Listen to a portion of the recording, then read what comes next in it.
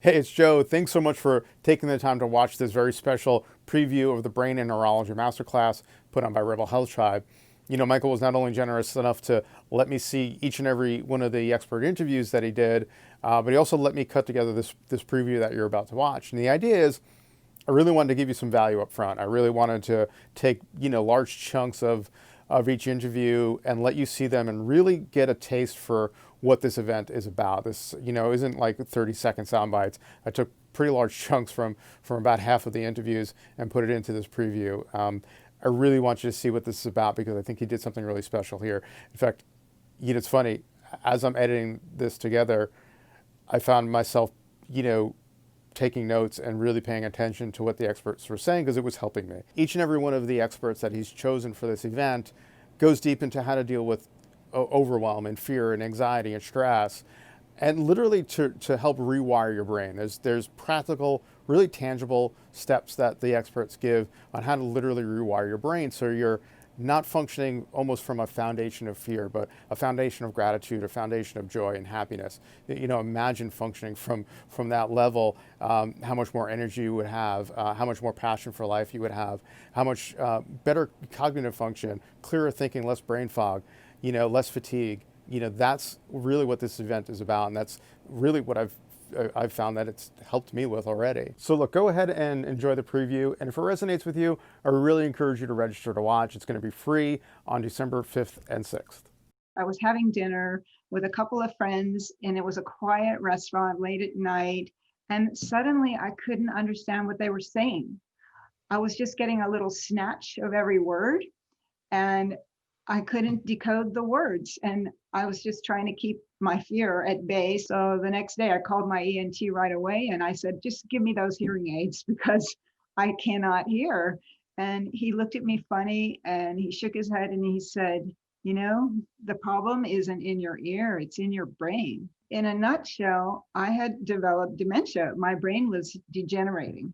I had treated enough patients with dementia to know that when someone develops dementia in their 50s, it progresses much more rapidly than the later onset dementia that occurs after 65.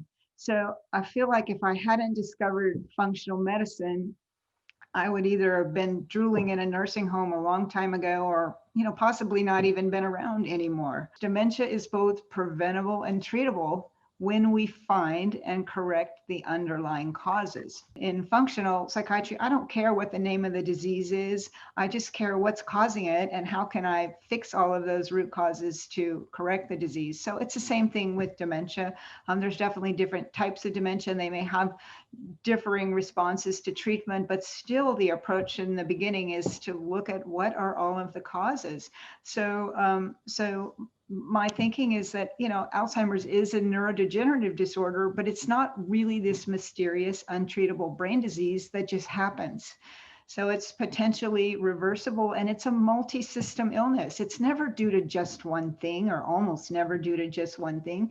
It occurs due to toxins and infections and inflammation and lack of hormones and lack of nutrients and other diet and lifestyle factors. And it has a strong autoimmune component as well. And if your brain gets inflamed, these glial cells turn on, and when these glial cells turn on, your brain's endurance levels are going to be directly impacted, and your brain's neuron speed or synaptic activity are also going to be impacted. So basically, chronic inflammation leads to inflamed brain. Inflamed brain leads to reduced brain endurance, so you don't have the endurance to do tasks, whether it's cognitive like thinking or executive functions or planning, as well as you used to. And you can even have motor function loss, whereas your balance and coordination can also be impaired. But these are all patterns of neuroinflammation. Again, some days you're more inflamed than others, and that sporadic behavior of some days you're better and other days you're not, this what they call a sporadic response, is very characteristic of brain inflammation, right? So it's not this injury to one area of the brain that's permanent. It's like there's escalating levels of inflammation and then different rates of function of the brain as evolved to those. Everyone knows about the vagus nerve now. It's the 10th cranial nerve. really a huge piece of our parasympathetic nervous system. And yes, there are all these tools like, gargling and humming and singing, but why is the vagus nerve not functioning to begin with? And the big part of it, in my belief, my experience rather, is vagus nerve infection and toxicity. So what is lipophilic, what is neurotoxic, and what is disrupting the communication in the vagus nerve? And then even Dr. Michael Van Elzacker, he has his vagus nerve infection hypothesis in chronic fatigue patients. And he just basically says that, the viruses and the bacteria surrounding the vagal ganglia and preganglia can create all these cytokines and create the sickness behavior, and the sickness, as what manifests as chronic fatigue. So that's part of his hypothesis. And I'm just, I agree. I think, okay, what's hanging out in the cervical lymph nodes, what's affecting vagus nerve function? And we have to restore, function of the vagus nerve. There's all these beautiful things to do, of course, do those, but also don't lose sight of what is interfering with its communication to begin with. And then this is just kind of like a brain dump of like, okay, when I'm thinking of the cervical lymph nodes and the vagus nerve, what pathogens am I thinking of? So there's like a lot of, bacterial infections that can affect lymph nodes. So chronic strep is often one of my history questions for a patient is, did they have chronic tonsillitis, or did they ever have chronic strep? And if they did, I know that their tonsils are most likely an interference field, and that can affect the cervical lymph nodes as well. I treat a lot of Lyme disease, and there's a co-infection called Bartonella, and one of the hallmark signs is, lymphatic adenopathy in the cervical lymph nodes.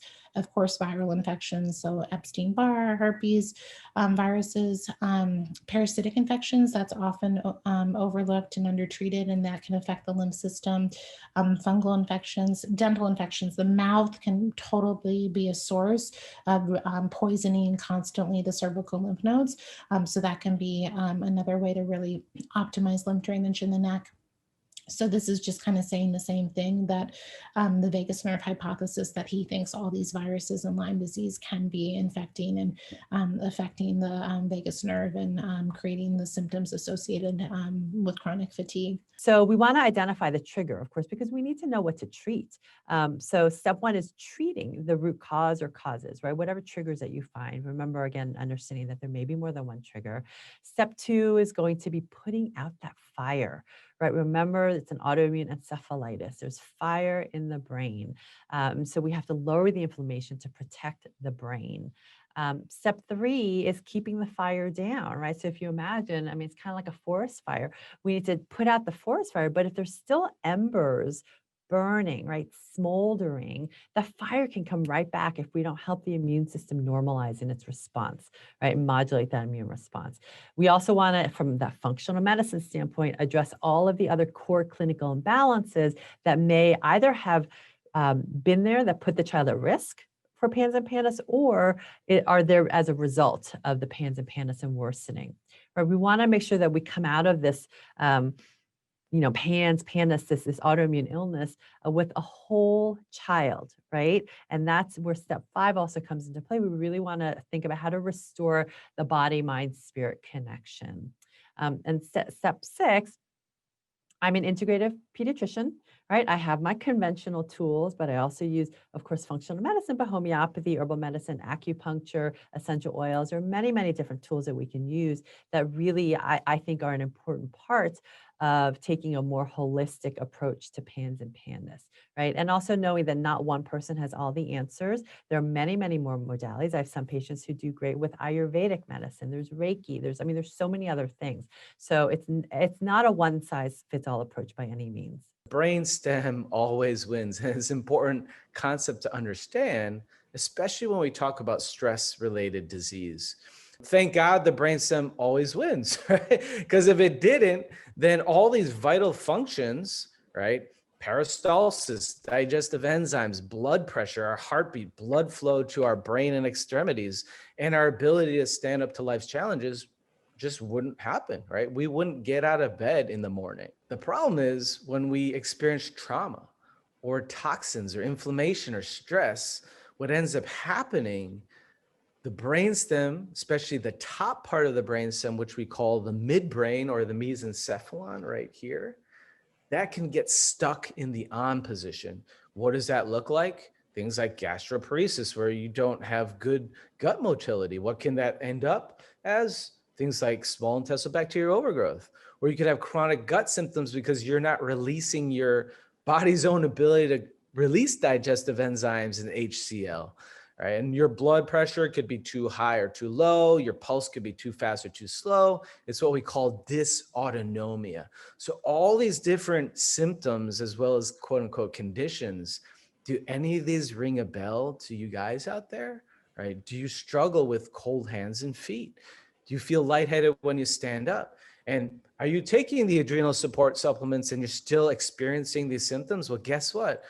You might need to focus more on the neurological stress response rather than just the analog, right, neuroendocrine response. A lot of what's happening is that our physical body is sending signals that have a physical experience and tone that we often don't even notice because the location of our awareness is not so much in our bodies. It's kind of been up here. So what I love about this quote, and I'll read it, it says, "We do know that the soul nerve is where we experience a felt sense of love, compassion, fear, grief, dread, sadness, loneliness, hope, empathy, anxiety, caring, distress, despair, and many other things that make us human."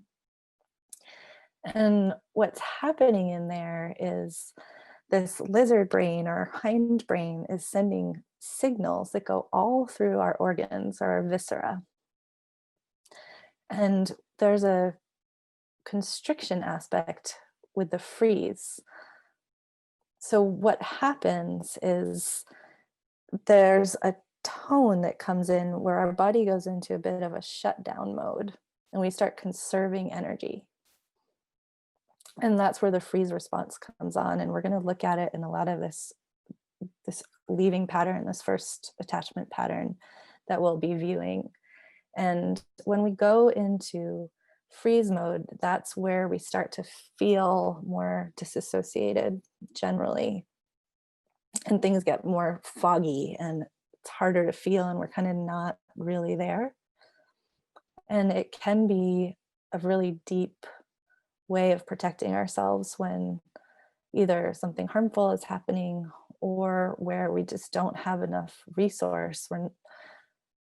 We're not, particularly in babies, there's only so much resource we have. It's something that gets patterned in through relationship over time. So when there's something missing in that patterning, the body sometimes will have this either low tone or the sense of the brakes are on, which is the other aspect of the vagus nerve, is it'll put on the brakes.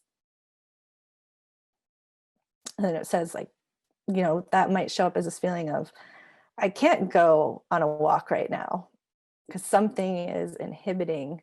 And there might even be a feeling of the gas, that sympathetic part of the system's like, I want to go on a walk. And then something in the body goes, I can't do it right now. So then you've got the gas and the brakes on at the same time. And that can also create this sense of a freeze response in the body where there's an immobility that occurs, this real internal dilemma, we could say. The body just has a lot of patterns, a lot of conditioning, a lot of chronic conditioning to stay in the sympathetic because we got to control, we got to make sure that we're not going to die. But when we learn to bring in more safety into the system, we can begin to stabilize the parasympathetic and spend more of our waking hours and resting hours there than our sympathetic. Doesn't make the sympathetic is not a bad place to be. We really do need the sympathetic nervous system for some things in life, but we are using our sympathetic to perform things that should be done in the parasympathetic. And that's all to do with just habitual conditioning that we have been accustomed to and just living in our world of force and hustle and go and fight and act. There's a lot of intensity, which is placing our nervous systems in not ideal conditions and really jacking them up. So activation versus regulation. teaching one to regulate is one of the greatest skills that we can develop. And if anyone is watching this and you are a parent, teaching your children how to regulate their nervous system through their breath is just such an incredible thing that we can do. Teaching adults as well. I mean, adults are a little bit harder to teach because we're so conditioned in our ways already, but learning that, wow, when my system is activated and I am in a response that feels like an overload, I can ground myself and I can incorporate a breath technique. For instance, the emotion that is most correlated and related to relaxation is in through the nose, out through the mouth. I call that the vacation breath. Like, you know, when you go on vacation, you're like, there's like that really letting go of that exhale. That is how we can go from that activated nervous system into a regulated nervous system. So states of awareness to increase regulation. So we want to teach the body that we're safe, essentially. So a dysregulated nervous system is when we're chronically in that sympathetic state and we're trying to find safety, but we just can't. And so going through these 4 stages of, do I feel safe in my physical environment? And as I'm teaching this, you can kind of do it with me so you can kind of track to see what this feels like. I'm in this room. Nothing is going to kill me. You know, there's a door there. I can get out of this room. All right, I feel physically safe in this space. And just really noting that and just noticing that. And even, you know, I'm sitting on this chair. This chair is not gonna fall. I'm safely supported here. And then tuning into breath. Okay, I can control my breath.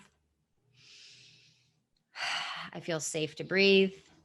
I feel safe knowing I can control my breath. I feel safe knowing my breath can control my emotions. Okay. All right, let me just pay attention to that. Emotional space.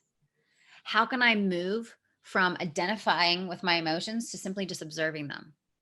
So when we're in a state of identification, especially if we're feeling anxious or depressed, and we drop into that emotion and it's consuming us, it's hard for us to see any other perspective.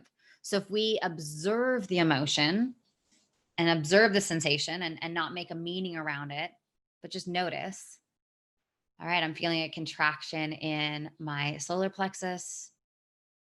I feel a little bit of a butterfly feeling in my chest.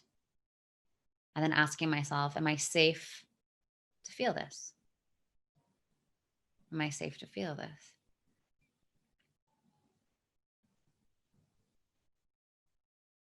And then just being with that and giving yourself spaciousness to just let your body give you the yes, right? We always want to be in consent with ourselves when we're going through these procedures and these processes.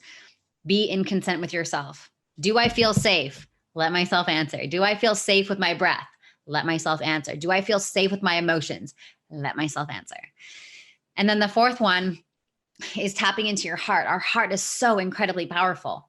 But when our cognitive mind overpowers our heart, we don't get to experience the fullness of that open heart space. So when we talk about regulating the nervous system, for me, one of the best places that I go to is my heart. Go into my heart, feel it fully, and let myself feel resourced from my heart. This helps me to calm down, get out of that fight or flight, use my breath and shift my emotion. And so that's when the brain is entrained to start to work based upon the rising of the sun early in the morning. This is how our whole biology has come to be. We forget about the profound effect that light from the sun has on our biology and the profound effect that darkness at night has, and why it's important to adhere to these basic principles of all mammalian life on this planet. And it turns out that these genes in the brain that organize the circadian clock circuitry and the diurnal flux of all biological life are specifically cued to adapt to stress.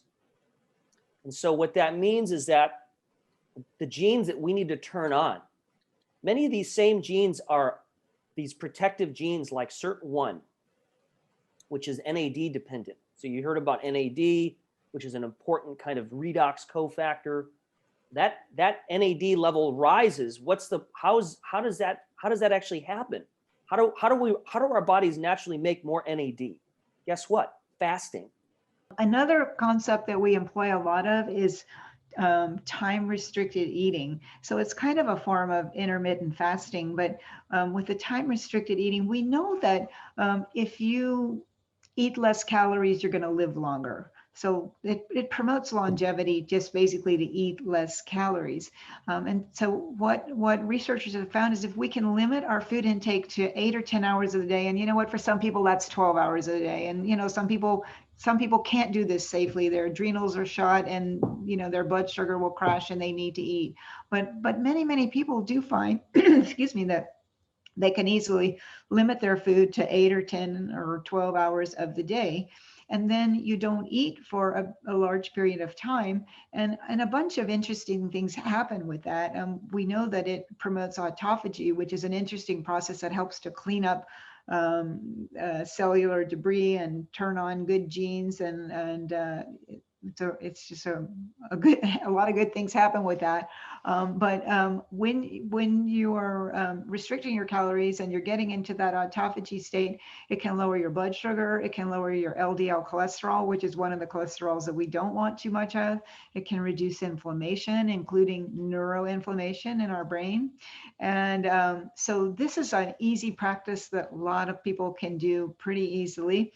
And basically, the best results are if you eat every day at the same time and you fast every day at the same time. So that just helps you to maintain a healthy circadian rhythm, and the circadian rhythms of our time of eating and sleeping and regenerating our organs, kind of honoring those rhythms. There's a lot of magical good things that happen with that.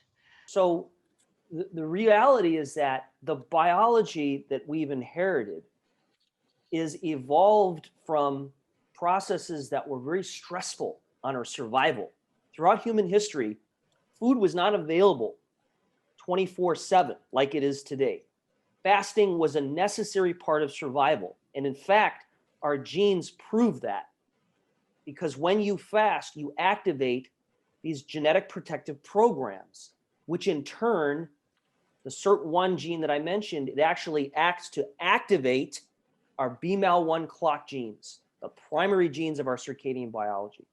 So that's why we look at these in this course. The first thing, and I'll present a slide here in a moment to show this.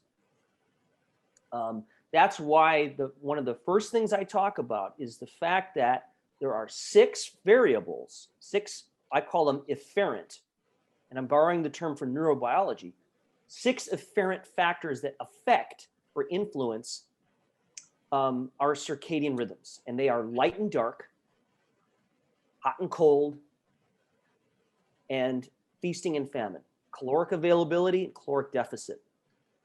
These 6 variables are the environmental cues that trigger our circadian biology.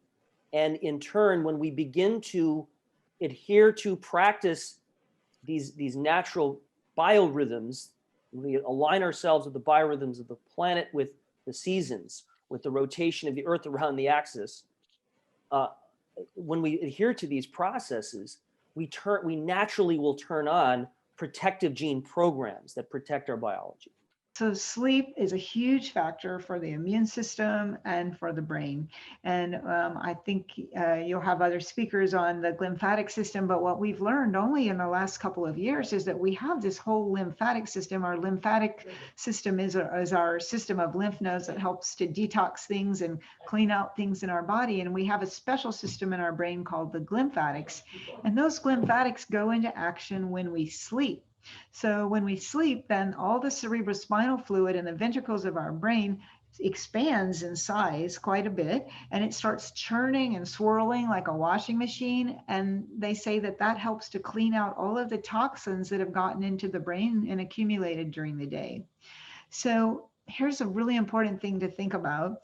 If you're chronically not getting enough sleep, then you could be building up excess toxins that can do long-term harm to your brain. So if you miss an hour or two here or there, that's not really a problem. But look at the numbers that I worked at. If you're chronically getting 6 hours a night of sleep, well, that's 17 hours a week less detox, 60 hours a month, and 730 hours a year that you're cheating your brain of its ability to detox. So keep that in mind. Sleep is just vitally important. And you know, when we sleep is when our organs, not only our brain, but all of our liver, our kidneys, that's when all of our organs are regenerating when we're sleeping. It's what we call experience dependent neuroplasticity. You know, and there's different ways of triggering that. But one way is just through our thoughts, right? So by envisioning a future that you want to live into, you are actually activating neurological pathways and the neurochemistry as if you were already there. And the more you do it and practice over and over again, you actually change this physical structure of your brain. Why is that important? Because in my personal and professional experience, working with thousands of patients and healing my own brain, when it comes to our experience of ourselves and the world around us, it all boils down to brain function. We cannot thrive. We cannot, have positive emotions and joy and compassion, at least in the long run, sustainably, if our brains aren't healthy.